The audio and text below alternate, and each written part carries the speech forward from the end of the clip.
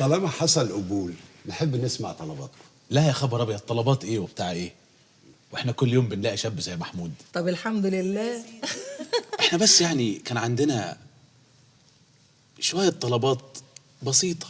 بسم الله الرحمن الرحيم وهنبتدي الليلة وعرسنا ابن حلال وكريم وهيخطب البت الحيلة المهر كبير شبكة سوليتير محبس بالصوت معمول مخصوص هانيمون في تايلاند في جزيرة أفراح بيقولي مرتاح والكفتة سخنة وكتيرة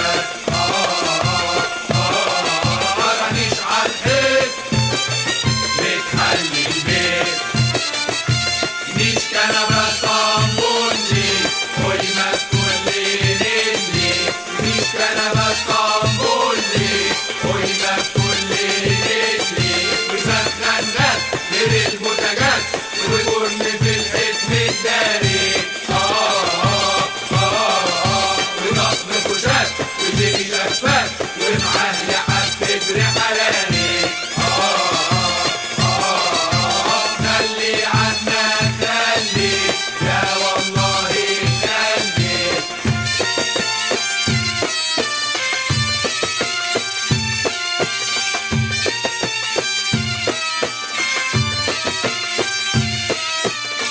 جبتوا الستاير ولا طقم كاسات بحاله وحلال في فارس والله خلي بداله سجاد حريم بالصنف الغالي مفرش سرير وكوبرتا ايطالي جبتوا المعالق طقم التوابل والLCD أبو شاشة نضيفة جبتوا الرفايع ده إبداع دي علة ما تهدى وإلا تشقى تقولوا لا بالله على إهدى كل اسم الله جنب بابا بيخليك يلا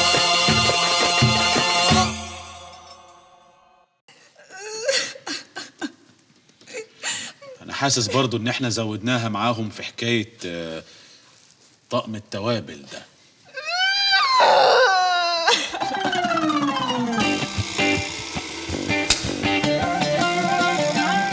انت طبعا مش متجوز، فاكيد بقى عمال تسمع الكلام اللي الناس بتقعد تقوله قبل الجواز ده. يقول لك مثلا الجواز ده زي البطيخه. معقوله يشبه الجواز البيت والعيال والبيت شبهه ببطيخه؟ ده ظلم للبطيخه، لان البطيخه حتى لو قرعه هتطري على قلبك، الجواز لا طبعا. وبعدين البطيخه دي ممكن ترميها تسيبها، مفيش بطيخه تيجي تقول لك بقى نفقه ومؤخر ومين اللي هيربي البذر اللي في بطني. ايوه انا مره بطيخه قالت لي عايزه نفقه بصراحه، يعني رميتها فحصل مشاكل. بطيخه واعيه. لا بس الجواز برضو اسوأ، فاهم قصدي؟ لكن ما تصدقش كده، دي خرافات، ده كلام فارغ. او يقول لك مثلا ظل راجل ولا ظل حيطه. هل انت يخش دماغك ان مشكله البنات كلها اللي هم في الشمس عايزين ظل وخلاص؟ اقول لك الجواز ده مؤسسه، انت تحب تعيش في مؤسسه؟ مؤسسه ايه ده؟ جو مدمنين بالظبط. ومترو ومش مترو، جو مترو ده وزحمه وتلزيق ليه كده؟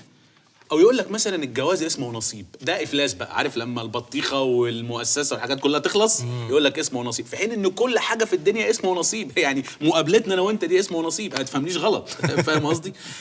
عارف بقى كل الخرافات دي بتتقال لك قبل الجواز لغايه ما تلاقي نفسك عايش في وهم وتبقى مش عارف فعليا الجواز ده هو ايه.